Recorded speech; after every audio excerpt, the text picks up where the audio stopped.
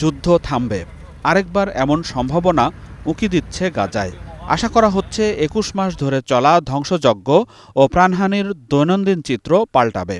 কারণ মার্কিন সহায়তায় ইসরায়েল ও হামাসের মধ্যে ৬০ দিনের যুদ্ধবিরতি পরিকল্পনা নিয়ে আলোচনা চলছে। দেখে নেব কি থাকছে এই পরিকল্পনায়। এই পরিকল্পনা অনুযায়ী ধাপে ধাপে মুক্তি পাবে জিম্মি। পর্যায়ক্রমে গাজা উপত্যকা ত্যাগ করবে ইসরায়েলি বাহিনী। শর্ত অনুযায়ী প্রথম দিনে উত্তর গাজা থেকে ইসরায়েলি সেনা সরে যাবে, আর সপ্তম দিনে দক্ষিণ গাজার কিছু অংশ ত্যাগ করবে আইডিএফ। একই সঙ্গে চলবে স্থায়ী যুদ্ধবিরতির প্রক্রিয়া। প্রস্তাবে বলা আছে, যুদ্ধবিরতির প্রথম দিনেই মুক্তি পাবে ৮ জন জিম্মি।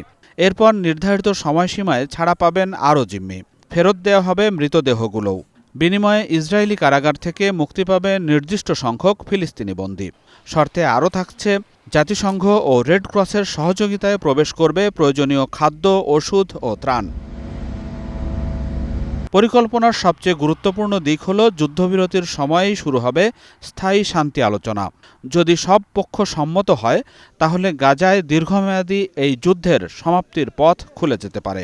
মধ্যস্থতাকারী হিসেবে থাকছে ইসরায়েলের মিত্র যুক্তরাষ্ট্র। চুক্তির পক্ষে আছে মার্কিন প্রেসিডেন্ট ডোনাল্ড ট্রাম্পের প্রত্যক্ষ সমর্থন। আর কাতার ও মিশর এবারও জোরালো ভূমিকা রাখছে।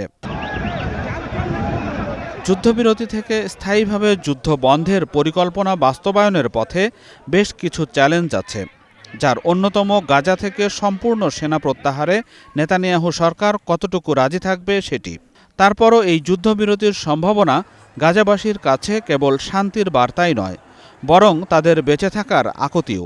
এখন দেখার বিষয়, পক্ষগুলো কতটা আন্তরিকতা নিয়ে যুদ্ধ বন্ধের প্রক্রিয়া এগিয়ে নেয়। Nazmus Sakib, Star news.